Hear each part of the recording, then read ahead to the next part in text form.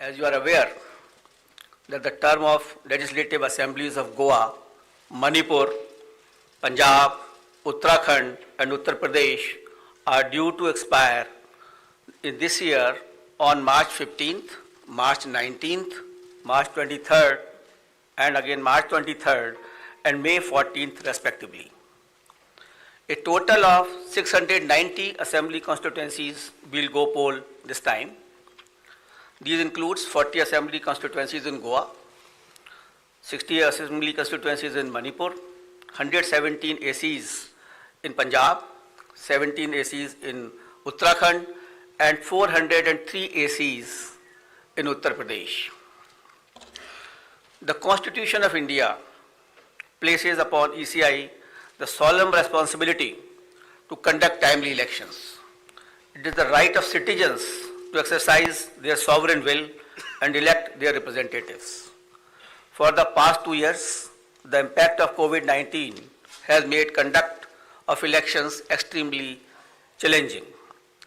All those present here today and those listening to us have been part of this journey, full of trials and tribulations.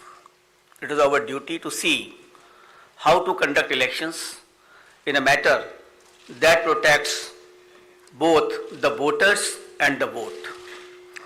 As the country faces a surge of COVID cases and emergence of a new variant, Commission would like to explain in some detail the new protocols that have been put in place for conducting forthcoming elections in a free, fair, participative, accessible and safe manner.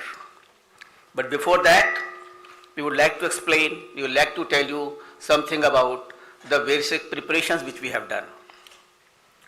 We work with 3 broad objectives this time, and foremost is the COVID-safe election. Second is hassle-free, comfortable voting experience to the voters, and third, the maximum voter participation. Friends, for the last 6 months, the entire election machinery was gearing up for these elections. Periodic reviews were done and senior officers of ECI held detailed meetings to review all aspects of poll preparations. A lot of advanced planning and meticulous preparation has been done. In the month of December 2021, Commission visited the poll-bound states to review poll preparedness, and we also had a virtual meeting with the political parties of Manipur and their officers. We discussed with various political parties and elicited their views and suggestions. We also met the chief secretaries, DGPs, DOs, SPs and various enforcement agencies in the states on various issues of preparedness. As the COVID cases showed a resurgence, especially in view of the new variant of concern, that is Omicron, Commission held meetings with Health Secretary, Government of India, and health experts as well, health secretaries of the states. We also had discussions with the Union Home Secretary on this issue. After taking all these views and the opinions and the ground situation, we decided to announce elections to the 5 states with safety norms in place. At the heart of election process lies the sanctity and absolute veracity of the electoral roll. Subsequent to the recently conducted special summary revision exercise, the final electoral roll has been published on 5th January 2022 with 1st January 2022 as the qualifying date and is available to all political parties. Commission laid emphasis on registration of new age voters, women and persons with disabilities. A total number of 18.34 crore electors, including service voters, will take part in this election, out of which 8.55 crore are women electors. As a result of the hard work done by our officers in the field, we have some very encouraging figures to share with you, and there was a lot of emphasis on increasing the gender ratio. That is, the women's participation in electoral process. And I'm happy to say that it has been increased in all the 5 states. and as compared to the last assembly elections, and with Uttar Pradesh witnessing the maximum increase of 29 points, followed by Goa 24 points, Manipur 19 points, Uttarakhand 18 points, and Punjab 10 points. With this result, the gender ratio of various states is as under: Goa 1056, Manipur 1065, Punjab 902, Uttarakhand 928, and UP is 868. As many as 24.9 lakh first-time electors, that is between the age of 18 and 19, have got registered in the 5 states. And out of these, first-time women electors are 11.4 lakhs. In the 5 foregoing states, a total of 13.01 lakh PWD voters and 31.47 lakh senior citizens 80 plus age have been mapped. Their participation has been increasing and their presence at the polling stations serves to inspire the younger generation. Service electors, the personnel and security forces deployed in India's far-flung borders, and mission staff, 5.29 lakh service voters will vote in coming elections. After the electors, I would like to tell you about the polling stations. Another area of focus for the Commission has been the facilities available at the polling stations. We had instructed all COs and all DOs to visit all major polling stations to see and to ensure that all assured minimum facilities are available on all the polling stations. And like AMF, like drinking water, waiting area, electricity, ramps, toilets has been made available at all polling stations. All polling stations shall be necessarily located at ground floor for the accessibility point of view. They will be equipped with all COVID mitigation facilities like sanitizers, thermal scanners, masks, gloves, so that they are absolutely safe to our voters. And in view of the pandemic situation, the maximum number of electors at a polling station has been reduced from 1,500 to 1,250. With this particular reduction in the number of voters at a station, we have to increase our polling stations to 30,330 more, and now the total number of polling stations is 2,15,368. So the number of polling stations have been increased by 16% than the earlier assembly elections of 2017. Another significant indicator of the pressure on polling booths is the average number of voters per polling booth. By reduction of these numbers, our numbers of range from 672 in Goa, 688 in Manipur, 699 in Uttarakhand, 862 in Punjab, and 862 in UP. So these are comparable to the best in the world. On an average, these are the numbers for per person for per polling stations. So all stations are less than 1,000, and you see 688, 699, which is very comfortable, and we can give a very good polling stations experience to the voters. As a part of our firm commitment towards greater constructive participation of women in the electoral process, Commission has mandated that at least one polling station managed exclusively by women shall be set up in every assembly constituency. Our officers have identified even much more than that. There are 690 assembly constituency, but we are setting up a total of 1,620 such polling stations that will be totally manned by women staff and the women security personnel as well. This will definitely empower the women, will set an example for others. The women can come freely to cast their votes without any hesitation and without any problem. Similarly, some polling stations will be exclusively managed by persons with disabilities. That will also give a sense of confidence to the persons and an inspiration to others. We have made special arrangements for PWDs. Commission is truly committed to ensuring a comfortable polling environment to persons with disabilities. They shall be given priority for entering polling booths, provision made for designated parking spaces close to the entrance of polling stations. Volunteers shall be available to facilitate PWDs. Wheelchairs will be arranged. All polling stations will be having a gentle ramps so that there should be no problem to our persons with the disabilities. We have made arrangement for the postal ballot facility for absentee voters, and 3 types of absentee voters have been identified, that is the senior citizens with the age above 80 plus, the PWDs with the benchmark disability, and those who are COVID affected. A polling team consisting of 2 polling officials along with a videographer and security will then go to electors' house along with the voting compartment and get the electors to vote on the postal ballot. That is just like ECI at the doorstep of the voter. Candidates will be provided a list of such electors along with route chart and a schedule so that they may send their representative accordingly. Therefore, there is absolutely transparency as far as this absentee voter is concerned. We have also given a facility of online nomination to the candidates. This is an optional facility, and we would like the candidates should use this facility so that the physical contact can be reduced and online facility can be fully utilized by the candidates who are coming for contesting the poll. Friends, another important issue is the candidates with the criminal cases.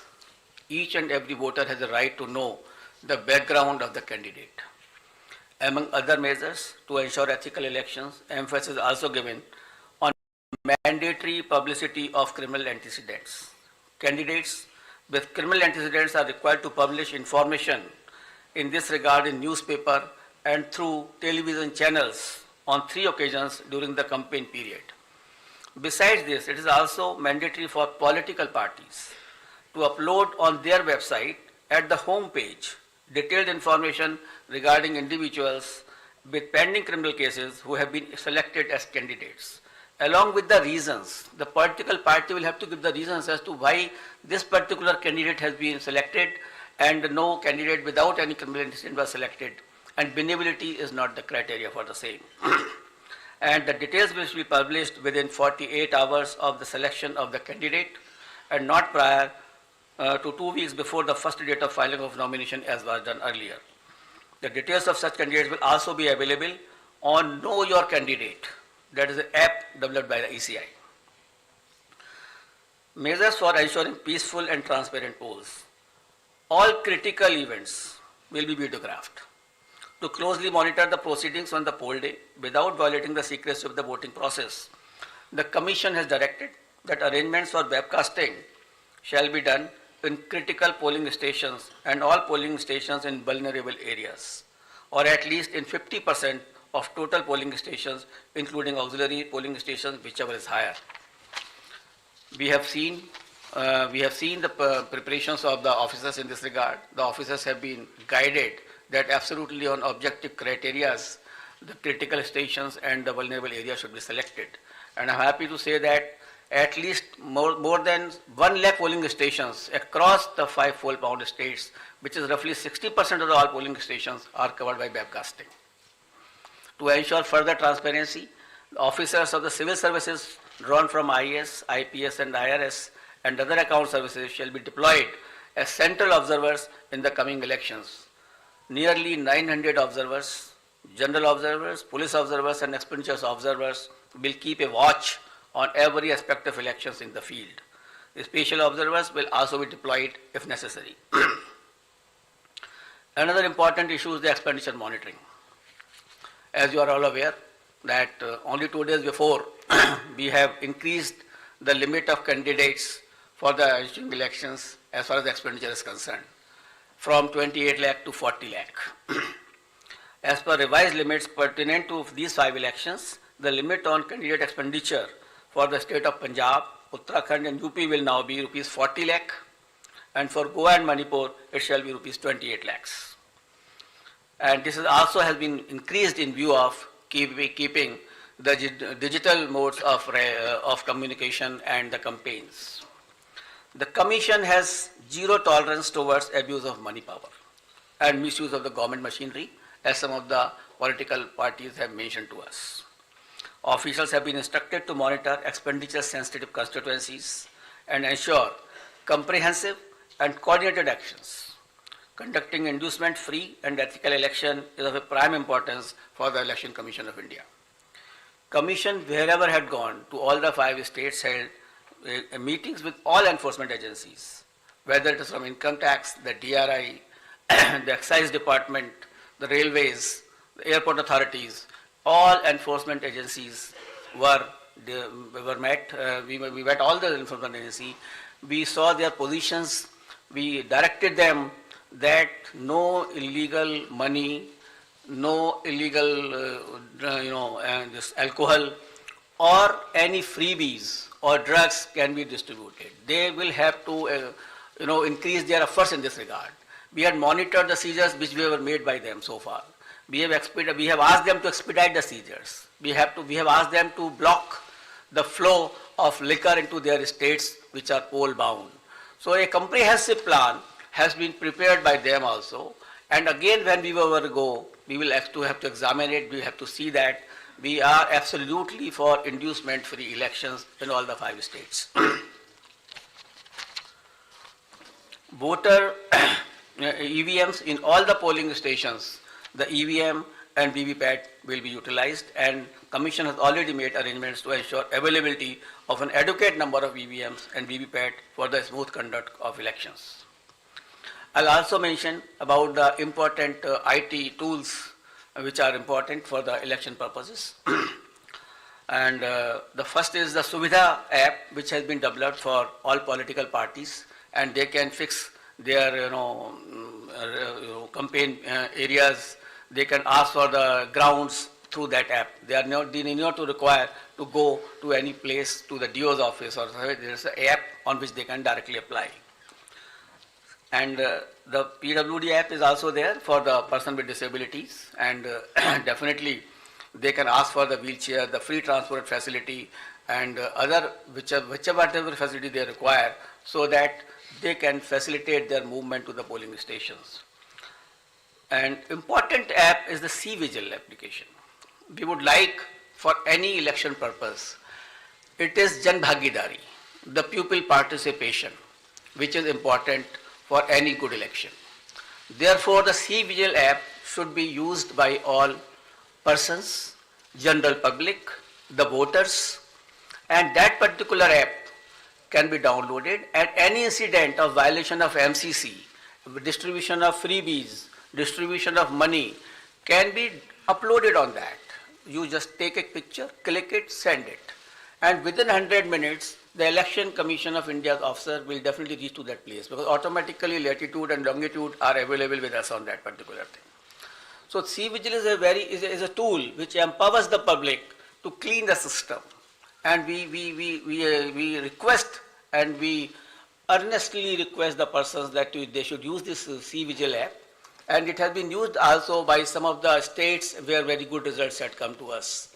And by this methodology, even the candidates, the political parties and ECI will have a complete control that where is the freebies distribution or the defacement of the property of anything like that, or a violation of MCC, that will come immediately to our notice, and action will be taken accordingly. The model of conduct of court, the MCC, comes into effect immediately from the announcement of schedule.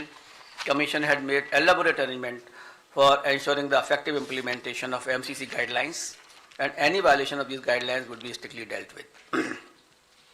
I also like to mention about the sweep activities. Friends, sweep initiatives, that is the systematic voters education program, which we have, is a very important program through which we reach to the voters, and we want voters to be aware about their rights. Voters should be aware about the polling booth safeties. The voter should know how to how to go to the polling stations, how to cast their vote, how to use EVM. So this is the basic thing, and how to increase the participation of the voters. That is a very big thing before us.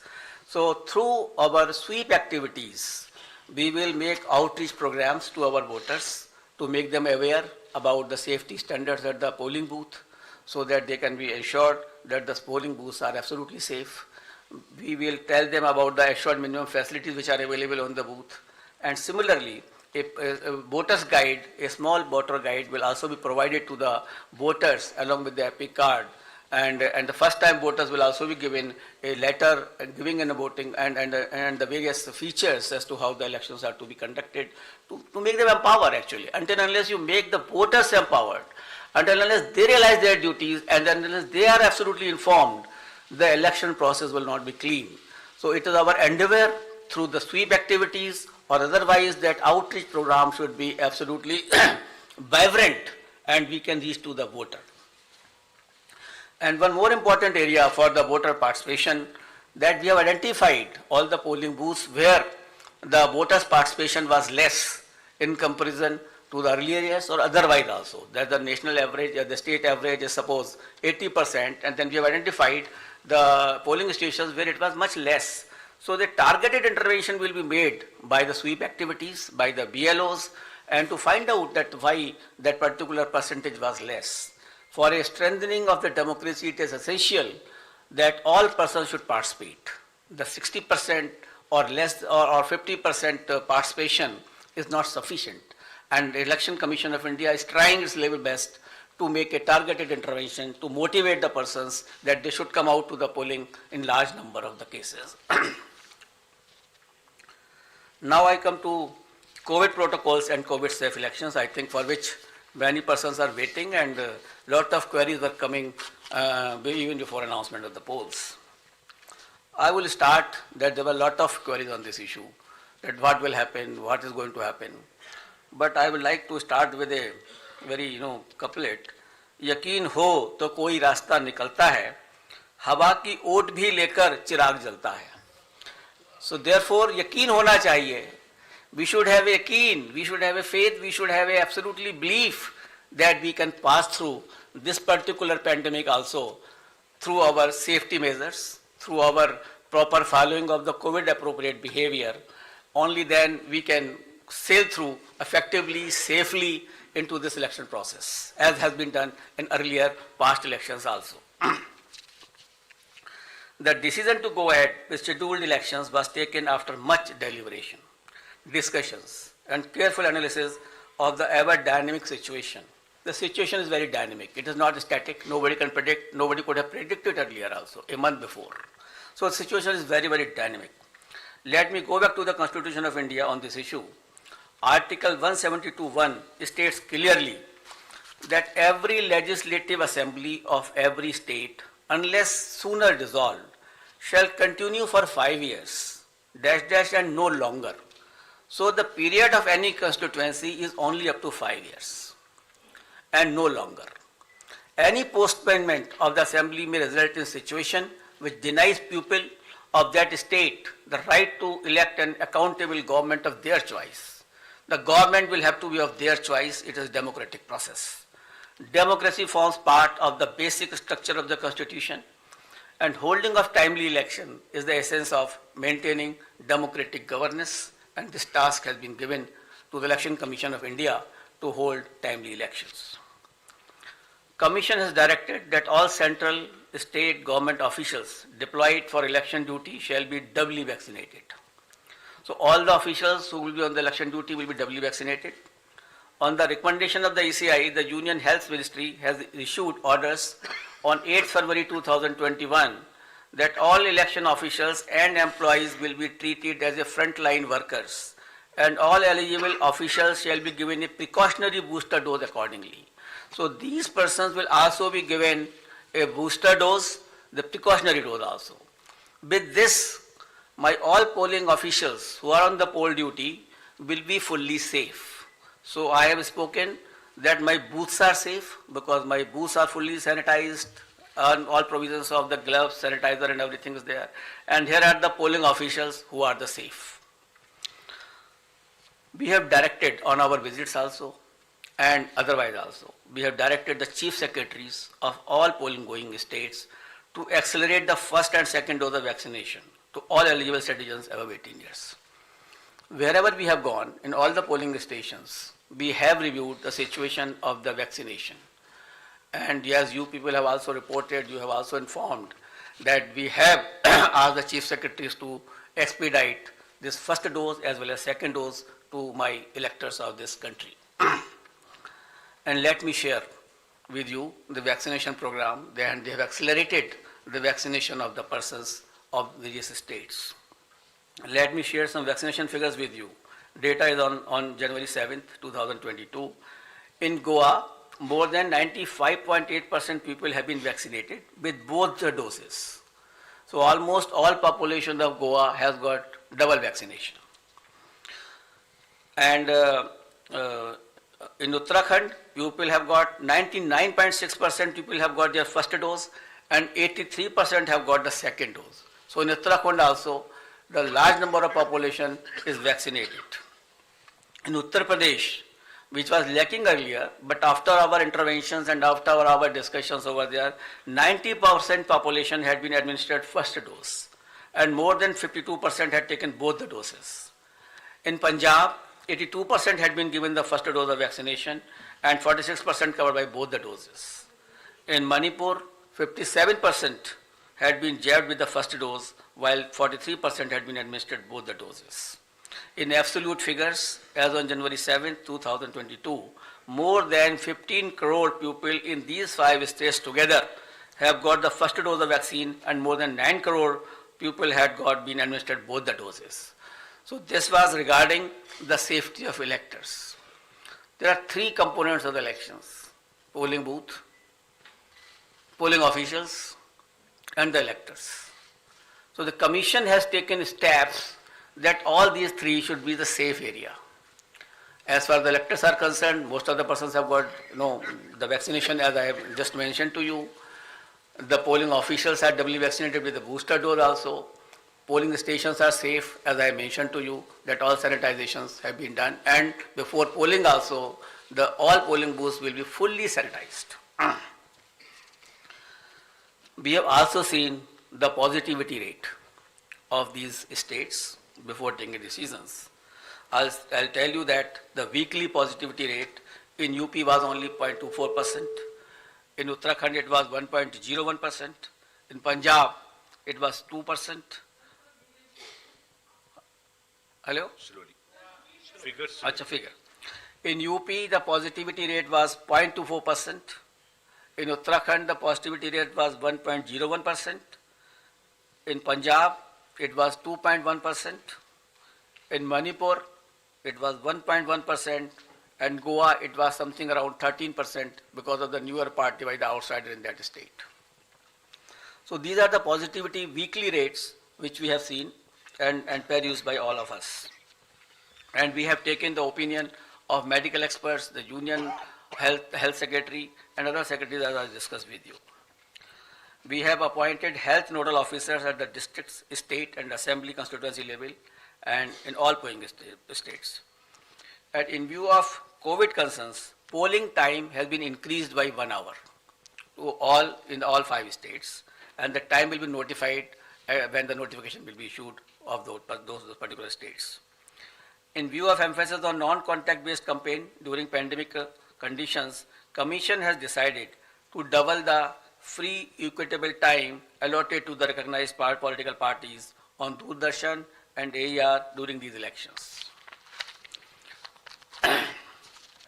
It is expected that all stakeholders, namely political parties, candidates, campaigners, voters, and authorities engaged in the election process shall be conscious of their prime duty towards public health, safety, and therefore shall abide by the general instructions and other norms of COVID-appropriate behavior as mandated by the respective authorities prescribed.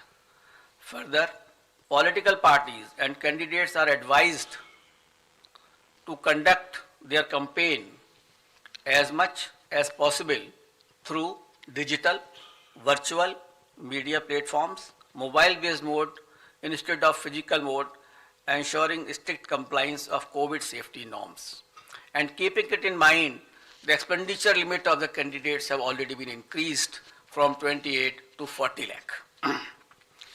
A detailed guidelines are being issued and which will be given to all of you regarding the COVID guidelines 2022 as to how the political parties, how the election officials, how the EVM persons will be dealt with and will be dealing with the COVID appropriate behavior.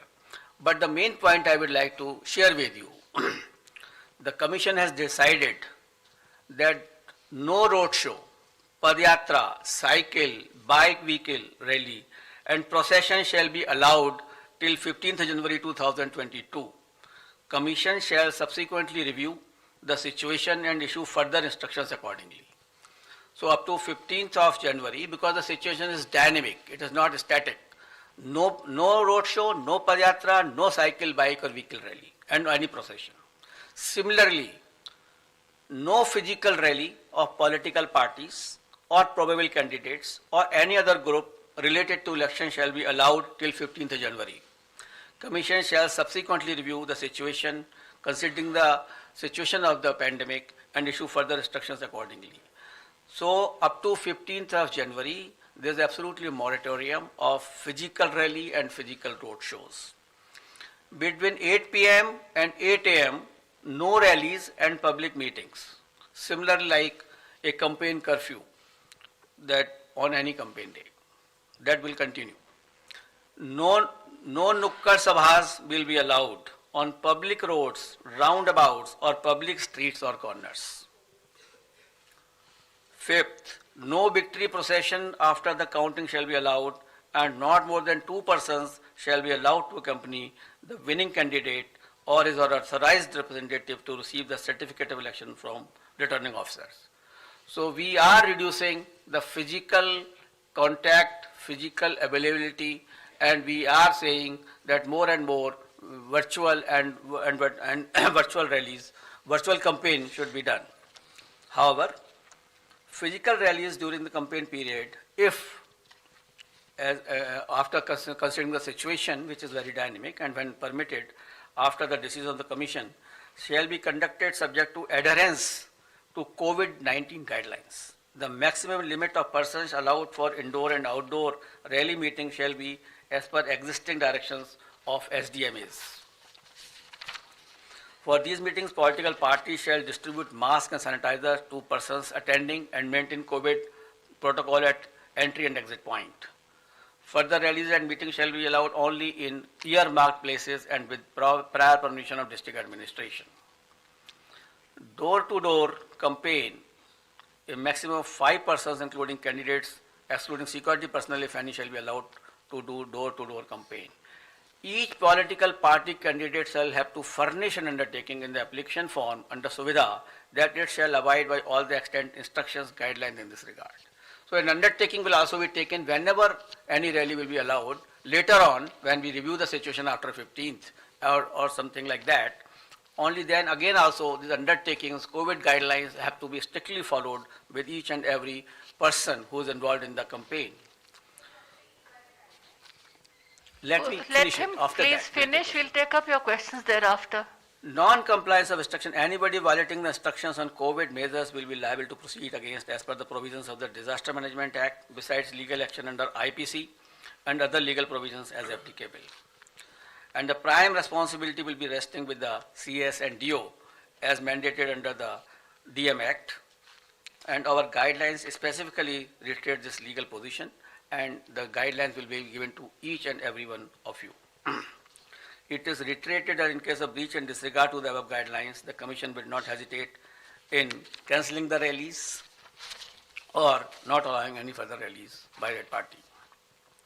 So the COVID protocol is absolutely quite restrictive and quite strong basically that way, so that we can see that no physical rally will be done up to 15th of January. Media, I would like to come to the media now. Media has always been a friend of ECI and has well played a very significant and positive role in elections. And this time also, we implore them to help us reach out to all stakeholders regarding safety norms and higher voter participation. It is you only who communicate our message to the public. It is you only who motivates them to cast a vote. It is through you only that we send our messages to them. So you are our friend, and you are the person who can help us in achieving our goals. Social media has also become an important component of life, and Commission has been engaging with social media platforms since 2019, and a voluntary code of ethics had come into play, which will also be applicable. Commission has been engaging and requesting all political parties and candidates to ensure that their supporters do not indulge in hate speeches and fake news. A strict watch on social media posts is being kept to ensure election atmosphere is not vitiated in any manner. Any person or organization indulging in such malicious activity will face harsh consequences. Now I will come to the schedule of elections, I think which you are waiting, and that is something which is very important and a very most important thing. During this time, we have also seen and perused that how the elections were conducted in 2017, how they were conducted in 2012. In 2012, it was done, all the 5 states were done in 9 phases. In 2017, it was done in 8 phases. And now we are reducing it by 1 more phase, and all elections of 5 states will be conducted in 7 phases. I will give you the, I will read it and I will give you. Total 7. Total 7. All the 5 states combined together will be completed in 7 phases. I will give you a detailed chart, then you can understand more. Should I start? Because for this you are waiting. That will not be complete without, starting this thing.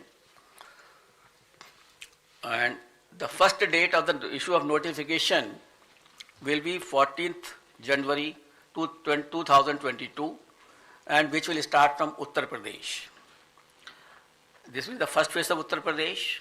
The issue of notification is 14th January. Last date of nominations 21st January. Scrutiny of nominations 24th January. Last date of withdrawal of candidature 27th January, and date of poll 10th February 2022. This is the first phase. Now let us come to the second phase, which is a very important phase. In second phase, we will be covering 4 states. Uttar Pradesh second phase, Punjab in 1 phase, Uttarakhand in 1 phase, Goa in 1 phase. So Uttar Pradesh, Punjab, Uttarakhand and Goa. In second phase, Punjab, Uttarakhand, Goa will be over. And here the issue of notification will be 21st January. Last date of nominations 28th January. Scrutiny of nominations 29th January. And last date of withdrawal of candidature 31st January. And date of poll 14th February, that is Monday.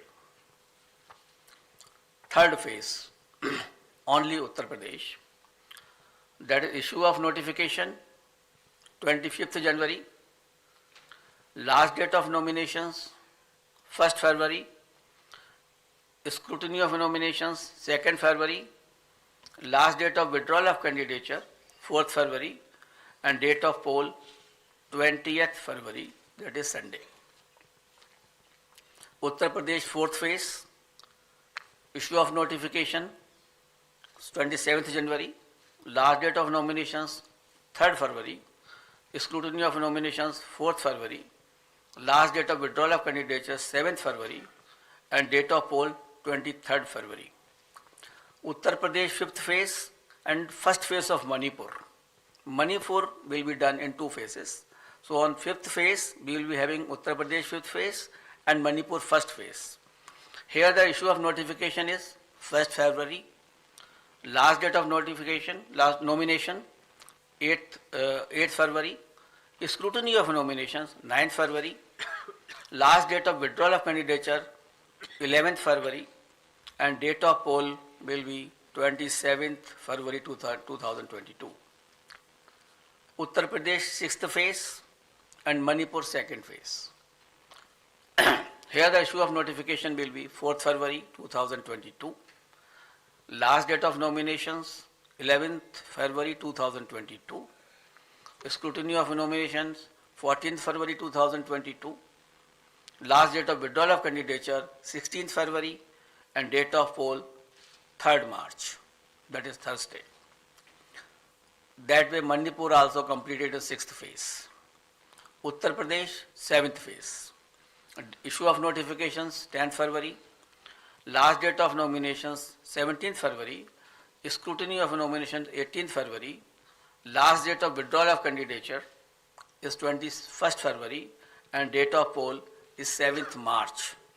So on 7th March, all polling will be over and the date of counting is 10th March 2022, that is Thursday. Last time, 2017, the election was announced on 4th of January and the counting was on 11th and here we are announcing on 8th. So we are squeezing the time as also and the faces also. And that particular schedule will also be given to you, and how the faces of UP have been put in 7 phases will also be provided to you by the media cell here. And we have ensured that in all 7 phases of UP, there should be equitable distribution of the assemblies, and that particular map will be given to you by our media cell. Now we call upon all voters in these 5 states to come out and vote as enthusiastically as they have always done in the past, especially the senior citizens, persons with disability and women. Your presence at the polling stations, despite many odds and personal circumstances, is nothing short of being truly inspirational. Our fervent appeal to all stakeholders to maintain COVID-appropriate behavior at all times. I'm really thankful to my voters who have casted their vote in the earlier elections, during pandemic also, and basically in Bihar, in Assam, in Tamil Nadu, in West Bengal, and in many places, Puducherry, Kerala, in many places the voter turnout of female was much more than the men. And I am so grateful to all of them that in spite of their the personal inconveniences, they have come and cast their vote. That is the spirit of the voter. That we want that should remain always in their mind. And this is a festival of democracy. They should come out, as I have already enumerated in my earlier paras, that the voters' safety is there, the polling booth is safe, and the polling officials are safe. Therefore, I request to all the voters to come forward and cast their votes. Similarly, I will request to all political parties and entities to mentor their party workers to adhere to COVID safety guidelines, especially during the period of campaign. Let us all remember that the safety of each one of us is our collective responsibility. It is our collective responsibility, and together we can make this happen. Wishing you all the best. Thank you very much.